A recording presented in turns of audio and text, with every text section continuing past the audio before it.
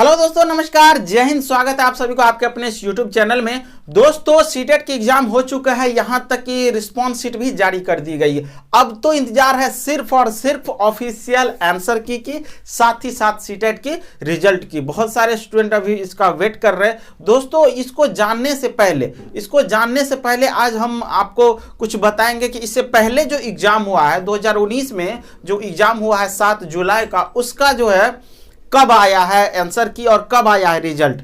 2019 में दिसंबर में जो एग्जाम हुआ उसका कब आया था, कब एग्जाम हुआ और कब आंसर की आया और कब रिजल्ट आया, और 2021 में 31 जनवरी को जो एग्जाम हुआ था उसका कब हुआ। तो आपको मैं बता दूं दोस्तों कि 2019 में 7 जुलाई को जो एग्जाम हुआ था उसका जो है आपको 24 जुलाई को आंसर की आ गई थी और साथ ही साथ 30 जुलाई को रिजल्ट आ गया था। 17 दिनों के बाद जो है क्या हुआ, तो आंसर की आ गई और उसके 6 दिनों बाद क्या हो गया, तो 17 27 हो गया, 23 दिनों के बाद आपको रिजल्ट भी आ गई। आपको बता दूं कि सीटेट के रिजल्ट आने में करीब 20 दिन 25 दिन 19 दिन ऐसे ही लगता है। ठीक है, 20 दिन के अंदर में रिजल्ट आंसर की सारे के सारे कुछ जो है जारी हो जाती है।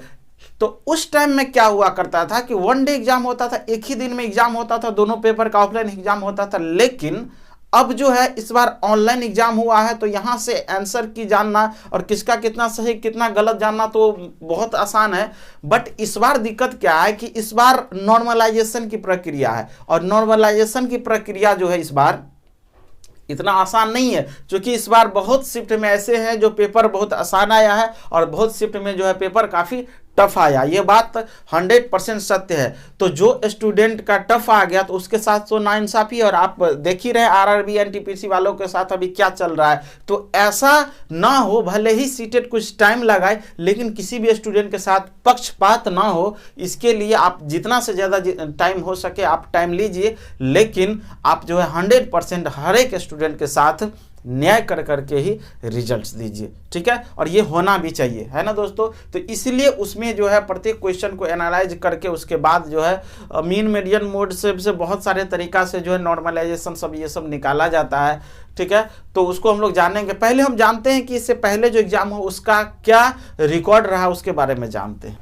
तो देखिए, 7 जुलाई 2019 को जो एग्जाम हुआ था दोस्तों, ये एग्जाम हुआ था सीटेट की।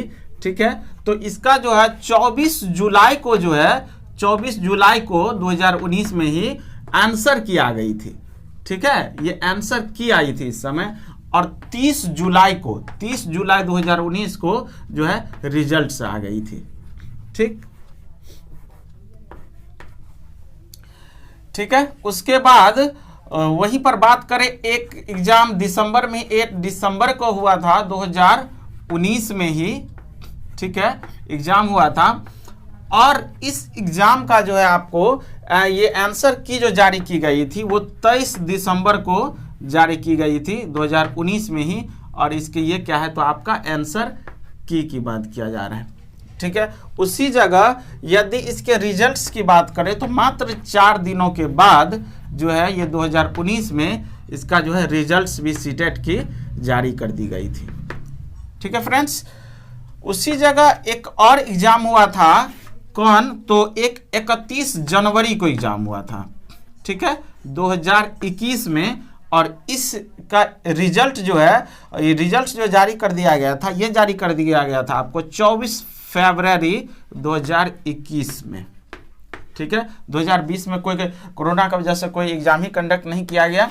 तो ये इसकी कहानी है। तो आप देख सकते हैं कि सब में करीब 20 दिन 25 दिन यहाँ पर जो है, ये 31 दिन, ये 24 फरवरी है तो 24 दिनों के अंदर हो गया। ये सबसे जल्दी हुआ था, 8 को एग्जाम हुआ है, और 15 दिन के बाद, मात्र 15 दिन के बाद जो आंसर की आ गई थी, और उसके 4 दिनों बाद, तो 15 4 19 20 दिनों के अंदर में रिजल्ट आ गई थी।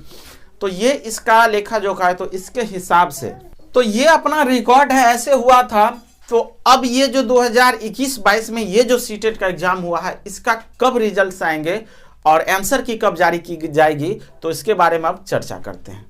तो वहीं पर अब सीटेट 2021-22 यानी कि अभी वाले बात किया जाए तो हमें लग रहा है कि आंसर की 4 से 5 डेज के जो है भीतर ही आंसर की जो है आपको जारी कर दी जाएगी। आंसर की जारी करने में टाइम नहीं लगेगा। वहीं पर रिजल्ट्स की बात करें तो 15 फैब को, ठीक है, 15 फैब तक उसमें जो है देखो दोस्तों 4 से 5 डे ये आगे पीछे हो सकता है। ये कोई एग्जैक्ट मैं उसका मेंबर नहीं हूँ जो मैं 100% जानता हूँ, लेकिन मैं अपना अनुमान के हिसाब से कह रहा हूँ कि 1 महीने का टाइम, चूंकि 13 जो है जनवरी को एग्जाम हो गया है, 1 महीने का टाइम हम इनको इस हिसाब से दे ही रहे हैं, ठीक है। और 2 एग्जाम जो 17 और 21 जनवरी को हुआ है उसको छोड़ करके, चूंकि ऑफिशियल टाइम जो था 13 जनवरी तक ही था, तो इसके हिसाब से 15 फैब तक और इसके 4-5 दिन जो आगे पीछे हो सकता है, इतना तक आपको इंतजार करना ही होगा और आपको करना ही चाहिए, चूंकि किसी के साथ पक्षपात ना हो इसके लिए मैं बोल रहा हूं।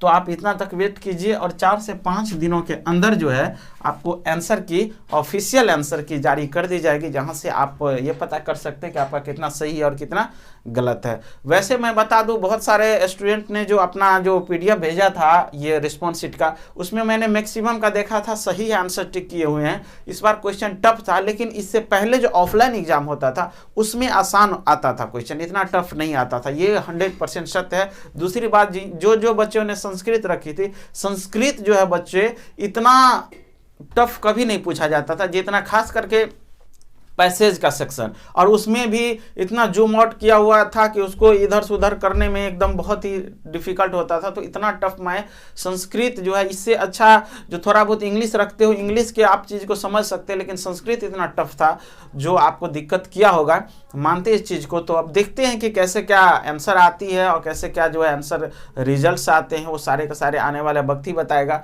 और कुछ दिनों तक आपको वेट करना चाहिए और किसी के साथ पक्षपात ना हो, क्योंकि RRB NTPC वालों के साथ आप देख ही रहे कि कैसे कैसे हो रहा है और कितना सारा कुछ हो रहा है, ये कोई बताने की ज़रूरत नहीं है। तो इतना तक वेट करते हैं, फिर मिलते हैं दोस्तों नेक्स्ट वीडियो में, तब तक के लिए बाय बाय।